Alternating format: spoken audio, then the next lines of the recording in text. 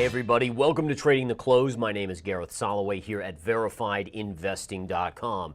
So an interesting day in the markets today. Number one, it was extremely light volume. That always gives a neutral to upside bias. And again, always remember that, folks, around a holiday weekend, it's going to give that light volume as the institutions are not fully back at work yet. Light volume means retail investors are in control, and retail investors, as we know, mostly are buyers of the market. All right, so again, neutral to upside bias. We saw an update across the board today. Now let's take a look at that and see what the indices are doing today. Now the Dow is down today on the day, down about 131 points. But again, remember the Dow is 30 stocks. So if you get one or two stocks in the Dow to be down, you will have a down day on the Dow Jones Industrial Average. The real kicker is looking at the NASDAQ, which again, the NASDAQ 100, for instance, is 100 stocks. S&P is obviously 500 stocks, and that's a much bigger gauge of overall how the market is doing. So the NASDAQ today up 200 points, or about 1%. The S&P up about 0.22%, or 13 points on the day. Notice again the heat map. Very interesting heat map today, right? So you have technology right here, a lot of green. Technology services right over here, a lot of green. And then if you go here, look at the financials. The financials were really problematic today. They were down generally. Look at that, all that red in there. You have utilities down. Why would utilities be down? Those are more of a safety hedge. So again, utilities seeing a pullback today. Notice when gold's down, oftentimes utilities are down as well. And then just these other sectors out here, a lot of gray in retail. Amazon up, but the rest of retail was kind of neutral on the day. All right, so looking back over here, oil today almost unchanged, down 6 cents. Gold down about $12, which again is a very minor pullback on gold. And Bitcoin today down at $95,660, pulling back just a shade. But remember, as long as it holds that key level of 91,000, the bias remains to the upside for a move above 100,000. It was down as low as 94 and change today, and then some rumors came out, maybe some real stuff, that MicroStrategy is back buying more Bitcoin here. And again, buy, as MicroStrategy likes to do, and that's keeping that support underneath it. So it almost seems like every dip not only is being bought by some retail, but then MicroStrategy just keeps on buying more and more Bitcoin. All right, let's go to a couple other charts here on the big board. If we look here at the S&P 500 or the SPY, I continue to focus on this trend line. Notice this one goes back to October of 2023, connects right through this low, and notice how we came down, we chopped along it, and then broke down. And once we broke and confirmed below, this line is now resistance. So it was support, support, and support. Once it broke and confirmed, it becomes resistance, resistance, and resistance, and resistance again. That implies that if the S&P rallies up to this level, it should meet resistance again. What level is that at? It's at my level of 6,100, my upside target on the S&P 500. NASDAQ today, as we said, had a good performance. This is the NASDAQ 100 tracking ETF, the QQQ. Notice here, guys, big green candle. Notice the wedge pattern. So we're now coming up to that upper level. We should see some resistance right around this 517.75 level. We'll watch to see, do we break out and confirm, or does it turn back around and break to the downside? Now, one interesting thing here, and I'm going to take away this line, is that if we bring this over here, look at where these two lines meet. Now, this is how you understand how markets likely will behave, is that it can stay within this wedge pattern, but once it gets to the tip here around the 20th of December, price will have to be forced one way or the other. It'll either be a breakout or a break to the downside. Now, it might break out sooner than that, maybe this week even, but my point being is that by the end of December, we are either going to have a breakout on this market on the NASDAQ or a breakdown, and one or the other will likely result in a big move. If it's a breakdown, I had this line on before, but basically we'd be looking at a trend line target price down here, which would actually be a pretty solid move on the NASDAQ 100 down to about the 465 range. The Russell today, again, money flow was all the rage. We had money flow into big cap tech. Stocks like Apple made new all-time highs. Meta had a good day. Google, Amazon were both up. NVIDIA kind of struggled again, but for the most part, that means that the Russell, which is small and mid caps, was lagging. Plus, this is financials, and we looked at the heat map showing that financials were weak as well. A big mover on the day was SMCI. They basically came out and said that they have not discovered any fraud yet. Good for them, right? You yippee here. And what we see on this chart is that we have a gap fill approaching at around $49. So if this continues to push up, there should be significant resistance right around 49 on SMCI. But what a move. It was a $17 stock just a couple days, or I should say a couple weeks ago. Apple today, notice again, it's kind of floated up, up, up, up. We've now had, let's see here, 2, 4, 6 green days in a row. If we continue up, there should be good resistance around 245 on Apple. This trend line marking these tops. Notice big pullback off of this level, big pullback again here, here, here. So by default, at technical analysis signals, that's resistance until proven otherwise. You would expect some sort of pullback off that. Now let's talk a little Bitcoin here.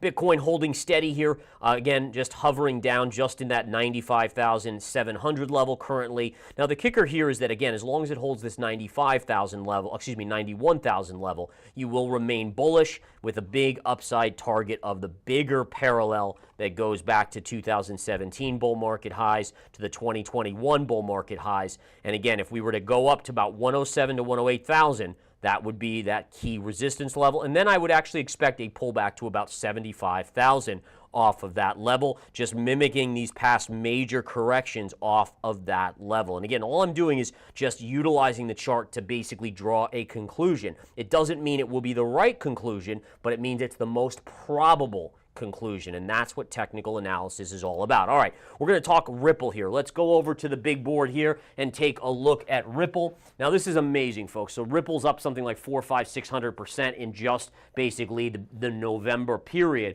But one thing I wanted to show you, and I showed you guys this in Solana recently as well. And by the way, Solana underperforming, Ethereum underperforming, Bitcoin underperforming, but certain altcoins like Ripple are just surging to the upside. But here's your chart of Ripple over here. This is your 2017 high right here. It was around that $3.40 level.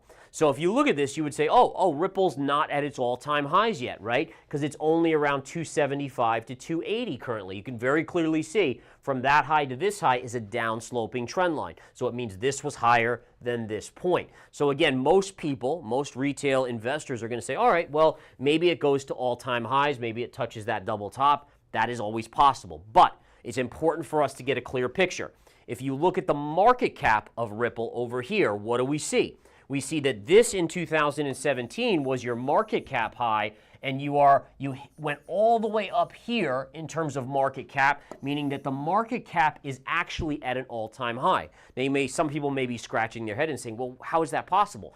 Price is lower than it was in 2017, but market cap, actual size of Ripple, is way bigger at $165 billion in terms of market cap. The reason is simple. All right, Ripple has been releasing billions more in tokens, so essentially like a fiat currency, like the dollar, printing, and that is why you have so many more tokens now that at a lower price, the market cap of Ripple is still at a new all-time high. Same thing happened to Solana. I was just looking at HBAR, same thing with HBAR. So you want to keep it in perspective here that these type of things do matter, and you want to be aware that the size, the market cap may be more important when you're looking at coins that can be printed, or actually more tokens being created, versus a Bitcoin that only has 21 million. Bitcoin with 21 million, that's all you have. So again, you can't really have a bigger market cap in that situation because, again, there's a stated max run. Any coin that has an unlimited amount of coins that can be created, you just as an investor want to be aware of that. All right, and again, as I said, that could be HBAR, could be any of these other ones. And by the way, I mean, incredible moves. If we look at the HBAR chart here, this is your weekly chart on HBAR. And again, this is Hedera.